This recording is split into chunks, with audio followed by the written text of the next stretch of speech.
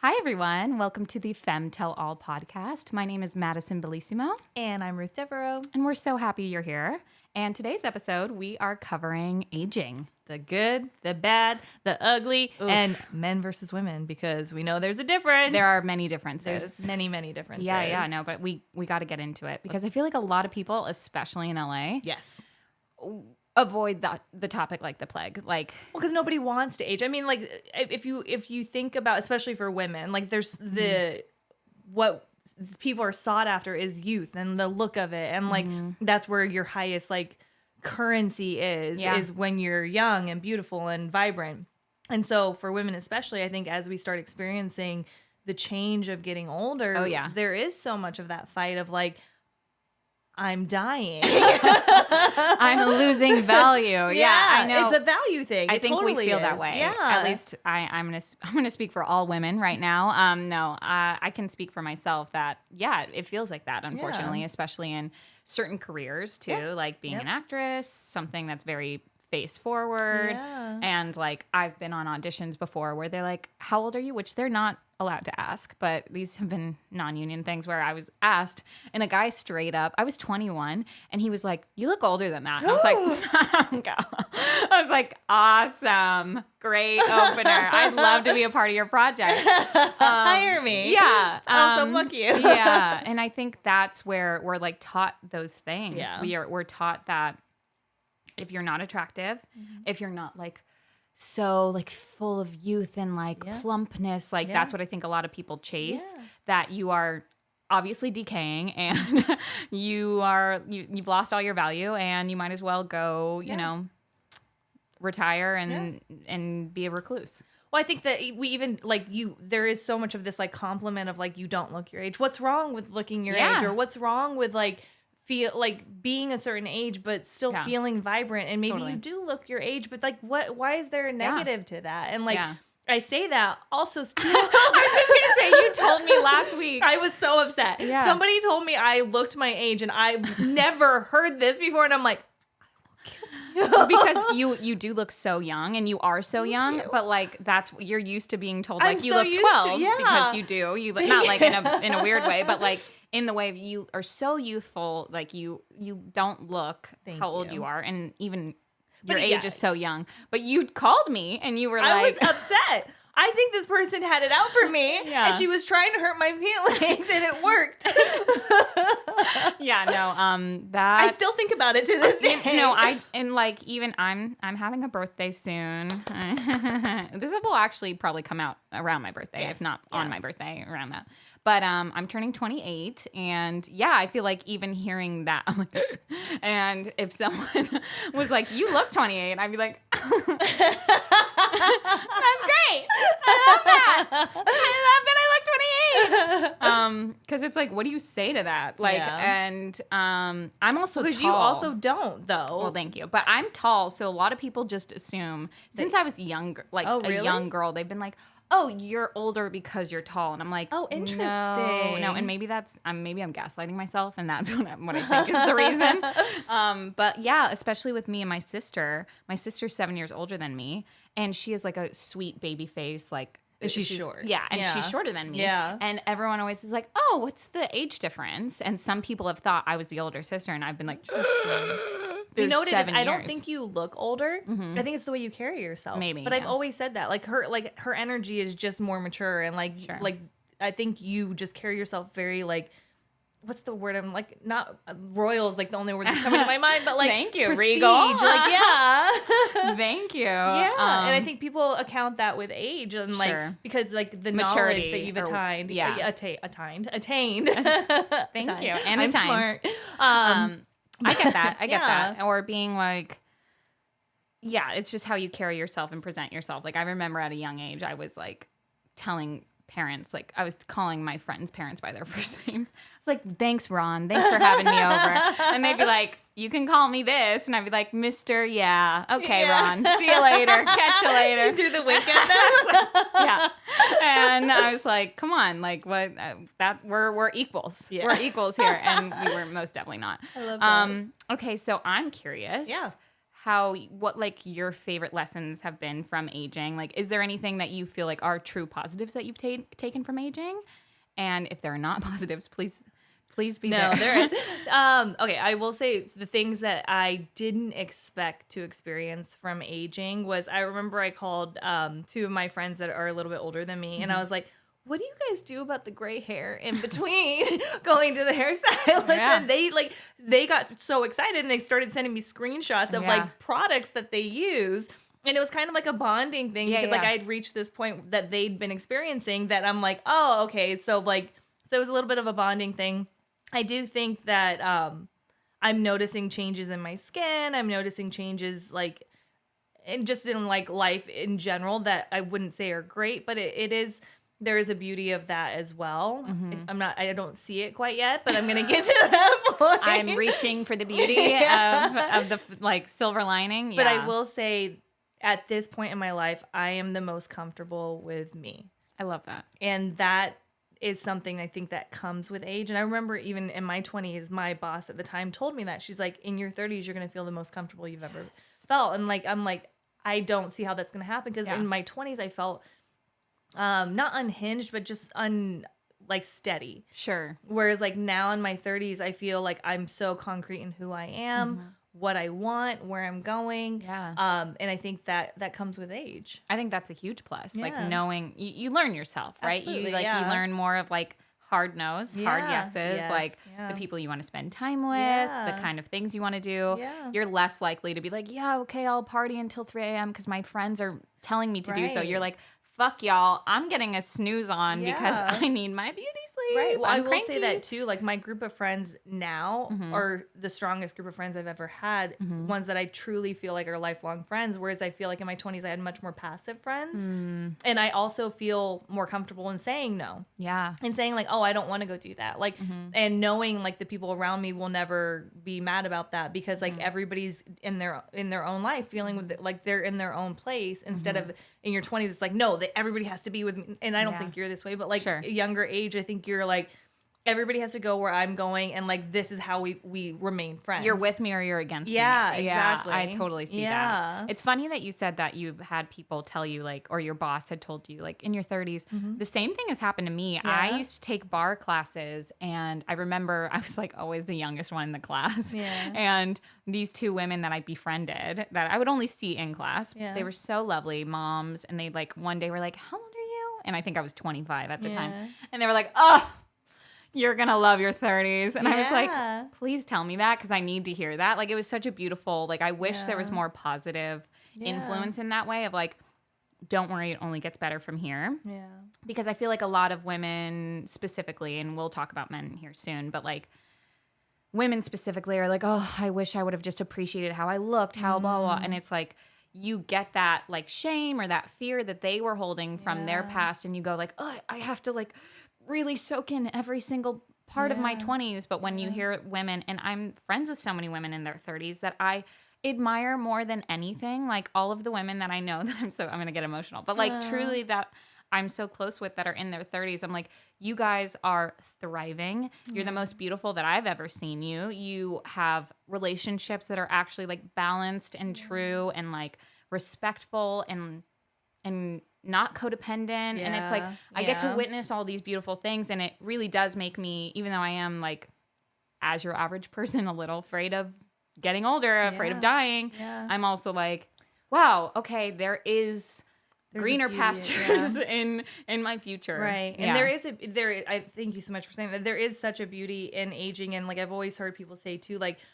we disdain getting older, but we should be so lucky to get older. It's such a gift when you think about it at the end of the day. Like, that's a privilege. When you think about the 27 Club, like now that I'm about to turn 28, I think about all the famous people that died at 27 that I'm like, holy shit. Like, I can't imagine what my family, my friends would go through. Not like what a loss that would be, but like in the way, like it really would be like, that'd be I feel like I've barely scratched the surface of my life. Like your potential is. I know. I'm like, oh my God. Yeah. I can't imagine like anyone else. And you hear about people dying even younger. Yeah. And you hear about people like, I feel like my parents, you know, have friends that are dying now that are in their 60s or 50s or 40s. And they're like, oh my God, what a waste. It's so young. And it's like, That's so true. Like so we young, we have the technology and the awareness of like health and how to keep yourself as much as you can, obviously. To have longevity up to your 70s, 80s, 90s. Yeah. And like that is such a gift. We should totally be so is. thankful for it. You know, actually in thinking about this, I think that it's so easy for all of us in life to look at like, oh, I don't like this. I don't like this. I don't like this. But then like having to remind ourselves of the positive of all aspects of life. And I guess that kind of intertwines also with aging because like it's so easy.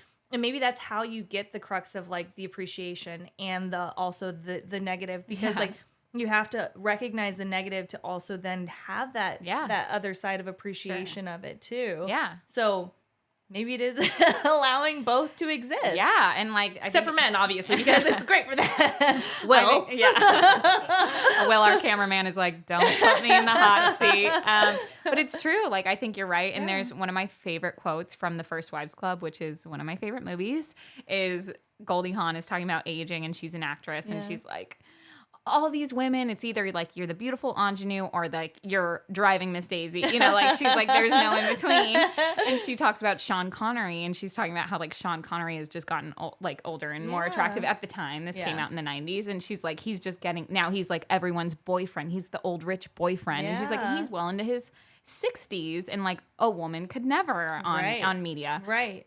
And I think you're right. Like, I think there is still a double standard there, unfortunately. Oh, yes. Well, and here's the other thing, too. Like, even, like, prior to, like, meeting my current partner, like, I was so scared of getting older because I was like, I had said I'm going to be single forever because I felt like I had reached a point where I was aged out of the dating game. I had aged out because anybody that was my age was dating younger people. Yeah. And like, rightfully so, I guess. Like, no, I mean, when you talk about the Leos of this world where like literally they are not dating over 25, you're dating them before their like prefrontal cord they're not fully developed. Yeah. Like actually you're doing this for a reason. Yeah.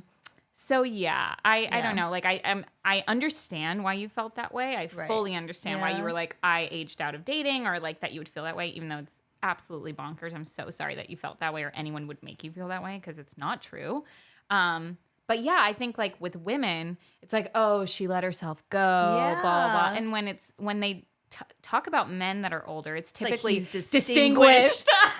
Like literally, like, that's always the. But the thing is, I even find look at that salt and pepper. Oh my god, he looks so. And it's like a woman could never be great. Yes, and you're just like, it's so true. Like, what is this double standard? I saw a quote recently from Sarah Jessica Parker where she was saying the same thing, where she was getting like hate for her letting her hair be gray. Yes. Whereas like you see men all the time where it's like they're allowed to have wrinkles, they're allowed to be gray, they're allowed to dress like shit, like, and it's totally fine.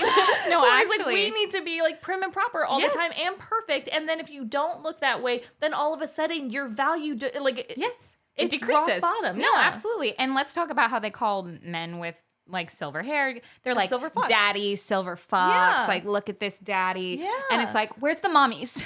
Right. Where are the mommies at? The mommies. Reporting for duty. Yes. Goo goo gaga. I'll show you the gray. I'll show you the gray. No, actually though, because I'm like, what the fuck? Yeah. That is double standard. I will say that I've seen on social media a lot more now, like women that are gorgeous, that are older women that are allowing their hair to gray, and they're still dressing beautifully and still like just showing like there is a new way of presenting these different ages. Yeah.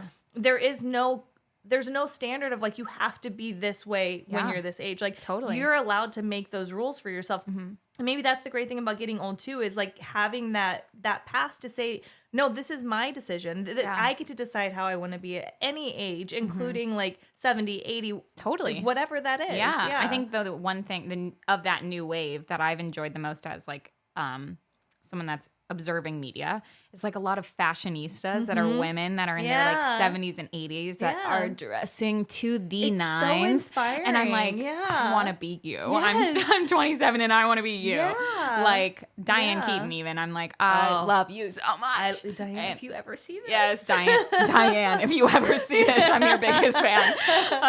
I already said First Wives Club, you know. Like, but yeah, it's true. And like, I think about, I kind of want to get into the topic of the things that we worry the most about, and you've already touched on this, but like maybe like your skin, right? Like weight gain, graying hair. And I think for men, what I've at least heard from all of the men that I've dated and that have always been in their like early, mid, late 20s. Like I haven't really dated anyone out of the 30s.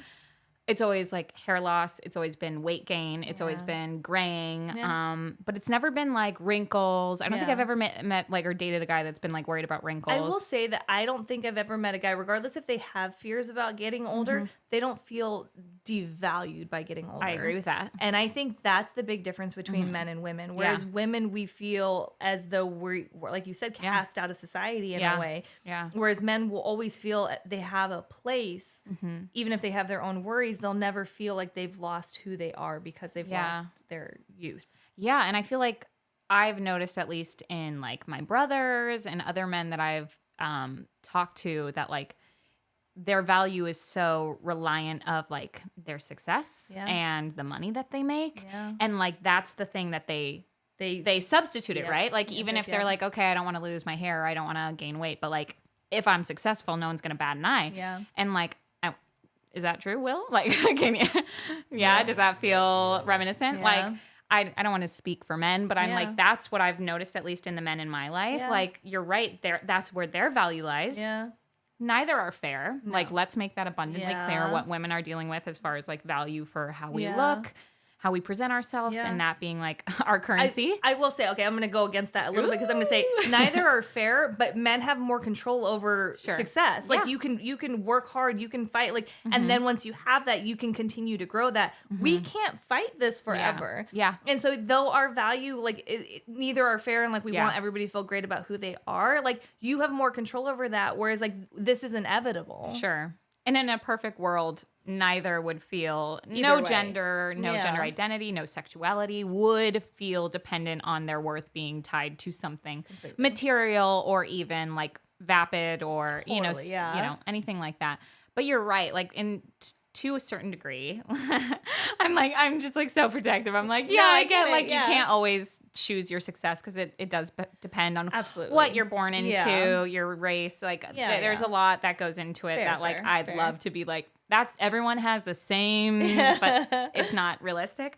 But I will say you're right as far as like, I've seen men talk to women and be like, if you were only like, you should get Botox, you should, and you're like, whoa. What about if I turned around and was like, why aren't you buying my meal? Like, and not that that's the thing, but like, and I would never say that to anyone, but there is something like, where it's like, let me at him. But it's true. Like, I think a lot of men expect that from us. And then if we expect the other, right, where we're like, okay, it's easier for you to succeed and have like, like, and I'm not by any means saying it's easy. I'm just saying there's more control over it. Yes, they have more control. Yeah, but like I completely agree with you on those other factors. But yes, I also agree with you that there are a lot of times that men that have no right in saying anything will be the ones to be like, yes. I won't even put like a verbiage to it because you know who you are. Yeah, you are. Yeah. And it's always like the guys that compliment you first. They're like, hey, little lady. And then you're like, no, thank you. And they're like, fuck you. I never thought you were pretty anyway. You're like, oh my God, why does it have to be this drastic? It always. And it's like, because their ego was just damaged. Yeah. And it's unfortunate, but those are the people we don't associate with. Boundaries. Yeah. But I think, unfortunately, everyone feels, all genders, all sexualities feel pressure when aging. And I think you're right. What's your biggest fear from aging? I think my biggest fear is value loss. Like, I think people not taking me it's weird actually, because I feel like currently I'm not always taken seriously.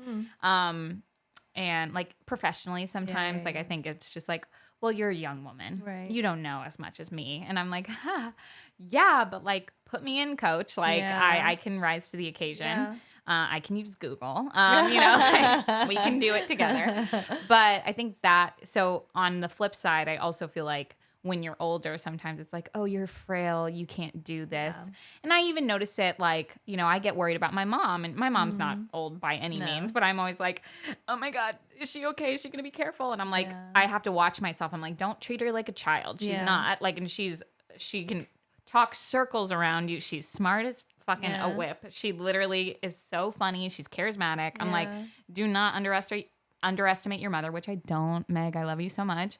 But like, I have to, you know, I'm also protective of her. So I'm always like, Mom, don't go close to the cliff. Like we were hiking. We were hiking in Spain, and I was literally like, Mom.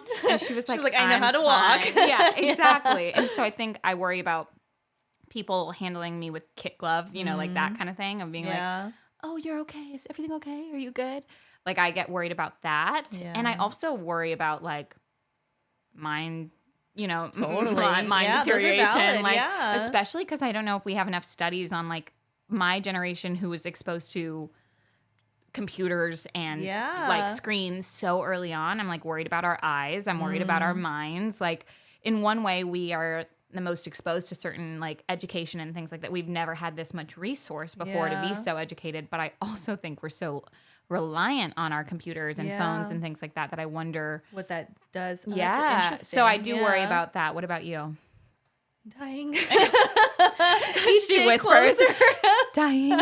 I do. I have a major fear about it. And like, especially right now, I love my life so much. Like I don't want to die. Yeah. And then I've always had this fear though. Like I think of that moment where you're literally you're closing your eyes and it's over. Oh my God. Not to get this is dark. It's scary. But it's scary. It's scary. Like thinking you need about to bring that. It up. I'm glad that you're bringing it up because people need to talk about it. I don't think I'm alone in this. You're not. Like I feel it, but I like you said that and I was like, oh my God. Because it takes you to that thought. It takes you that moment. Okay, I have a follow-up question. Yes. Do you think you know how you're gonna die? Because like I've talked to my siblings and both my siblings years ago, they're in their 30s now. They're very young. But like years ago, both of them looked me dead in my eyes and they were like, two of my three siblings were like, oh yeah, I'm going to die in a car crash. And I was like, what? I was like, how are you so sure of that? Like they both said it. And they were like, yeah, no, actually I felt, and they both were like, yeah, I felt that. Oh, I felt that. And I was like, please never get in a car together again. And I was like, what the fuck? So I wonder. No. Well, fuck me then. No, I'm like, what about you? I don't actually, but like, I hope I die like the Titanic woman alone in my bed with jewels, like holding all of your possessions. Yes. That's so funny. Actually, it's funny that you say that because I sleep, and I've always made fun of myself for this. Like, I sleep in different positions, but my best friend Mac has many times like dragged me since childhood because I could sleep like this sometimes. I promise I'm not weird in the bed, but like. Maybe I am. But I used to sleep like this sometimes. And I was like, was I choked in a past life? Or am I preparing to be choked? And I was like, that's horrible. That's awful. Do you believe in past lives? Oh, yeah. Let's get into it. We both are like, yeah, no, I would love to get into past lives. But yeah, okay. So if you don't believe, do you have a preference on you? So you said you would die. I want to die like in my sleep. I agree. That in my sleep, you know, like. When you think about people burning alive, drowning, my God. Okay. I'm sorry. I didn't mean to scare you like that. I'm so sorry. The stress. I'm building stress for Ruth. I'm so sorry. I want to ask Will, like, what's your number one fear of getting older as a man? Getting older without accomplishing both having a career and having a family. Sure. And if everyone didn't hear that, because he's a little further away, he said that he would be disappointed if he didn't accomplish as much as he wanted to and also have a family in his lifetime. Which I think is really fair. It kind of brings it back to what we were saying for men. Like there really is this like push, like you have to be successful as a man and to do so, like to take care of your family. To be a provider. Like, Yeah. And I did just get back from Spain, which I could do a whole TED talk on that. I loved it so much. Second time going. My brother is a new dad, and he is cutest baby the sweetest baby in the world. He actually was like, "You better shout out Aurelio," and I was like, "I will." So shout out. So my brother, one of the most beautiful things that he said to me on the trip was like, "I was like, dude, you did it. You have the most beautiful baby. You have the wife. Like, you're living your life. Like, how it, like, does it feel like you need to do more? And he was like, no, dude, I did it. And I was like, wow. that is the most comforting thing, to see someone you love to be like, I did it. And he was like, I've never been happier. And he was like, and yeah, I know I like want to get emotional, but I'm like, he genuinely looked at me and was like, no, yeah, this is and he said, this is what I wanted my entire life. And I was like, you know, I knew he wanted to be a dad. That's so beautiful. I know. That is so beautiful. And I'm like, I knew he wanted to be a dad, but I guess I never knew it was like his lifetime goal. And I think that it's more common in men and they don't talk about it. And I'm so glad that you talked about it. And I'm so glad that my brother said that to me. And he's obviously hip. that. So he was like cool admitting that to his little sister. But like, wow. I was like, oh my God, if more men talked about this, like that would be, that's like the partner you would want to be with if you want to have kids, you know, and we'll have an episode about that. But like, if you want to have kids, you want the partner that's like, no, I'm in it with you. This is all I want to do. This is the goal. And we'll figure it out, all the in between and all of the craziness. And that was something that like, and now I'm like, not, God forbid he has a new baby. I'm like, don't die. Yeah. But I'm like, that would be so cool. Bringing back to death. I know. Knock on wood. No cars for you. Yeah, no cars for you. They both think that. Yeah, both Alex and Max. I actually want to know from the audience too, do you think you know how you're going to die? I think more people think about it than we're privy to. Please tell us in the comments. I'm so curious. I am because so curious. I have no fucking idea. But like I have you no said, thought on it at all. I want to die in my sleep. Yeah. 1000% is dying in my sleep. Absolutely. Yeah. I was going to say choking on a really good croissant, but I was like, no. That's not. That's what this is about. Could you imagine? Oh my God, I'm not manifesting that. I eat too many croissants. I can't do that.